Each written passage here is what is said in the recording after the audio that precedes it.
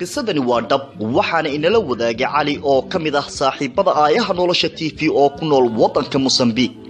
wuxuu yiri ugu horeen waan idin salaamaya asxaabta aayaha nolosha TV waan ka qaadna saaxiib waxa soo martay buu yiri nolosheeda maalmo aad u xanuun badan oo ay ugu adkeyd inaan dadka la wadaago laakiin markaan arkay saaxiibo badan oo channelka aayaha nolosha TV ku soo bandhigtay dhaawacyadooda talooyin badan helay ayaan ku dhiiraday buu yiri in aan anna ooda ka qaado dhacdo aan muddo qarin jiray oo kali ugu ahayd taasoo ii hogaamisay buu yiri walwal iyo wareer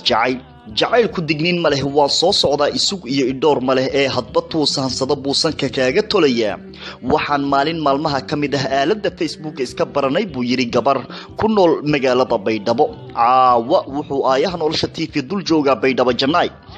waynu sheekaysanay waliba waxaynu noqonay dad waxyaabo badan isla gorfeeyay ilaa ay sheekadeeni saldhigatay jacayl waliba mid xad dhaaf ah oo aan u qaaday buu yiri gabadhaas sanad iyo 8 bilood oo aynu wada soconay waxaan bartay buu yiri xitaa waalidkeed oo ay ila hadal siisay anigu waxaan ahay dukaanle iska xamaasha wuxuu ula jeeday iska shaqaysta haddana markasta waxaan waqtigeyga intii ugu badnayd siin jiray buu yiri gabadhaas hadalkeeda kama daali jirin inaan maqlo goob kasta oo aan ku suganahay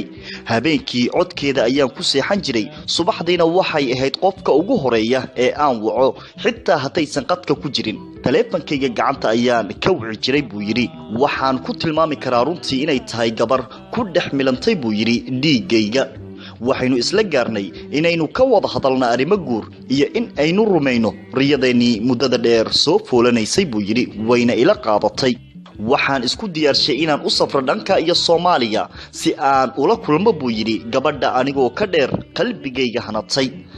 waxaan xitaa la wadaagay buu yiri qaar kamid asxaabtayda in ay jirto gabar aan aad u jeclahay oo aan dhawaan guursan doono laakiin maalin aanan ilaawi karin ayaa isoo martay buu yiri xilli barqa ah anigoo shaqadayda ku jira ayay ii soo dirtay gabadhii jacaylka igu beertay fariin ah inaan iska ilaawo masawiradeedan aan iska masaxo bilaa sabab iyadoo laba codlaynaysa una eg buu yiri in ay heshay lamaana kale aan ahaa ku meel gaar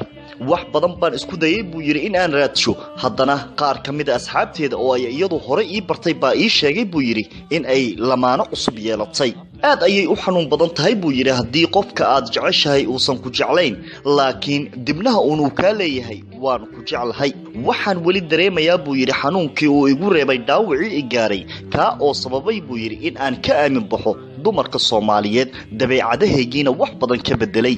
asxaabta aayaha nolosha TV oo markasta la danqada buu yiri dhibanayaasha jacayl waxaan idinka sugayaa taladiina talo waa tii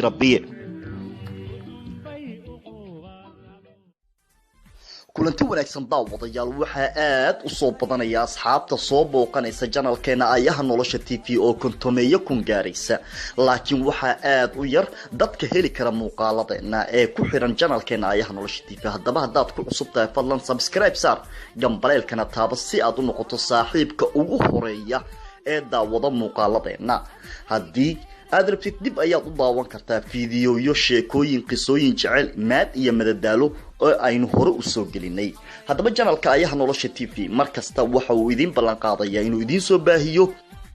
wax kasta oo uu arko in daawadayaashiisu ay xiiseynayaan haddaba adigu haddaad ku cusub tahay fadlan haatanba subscribe saar si aad u noqoto saaxiibka ugu horeeya ee daawada barnaamijyadeena adigu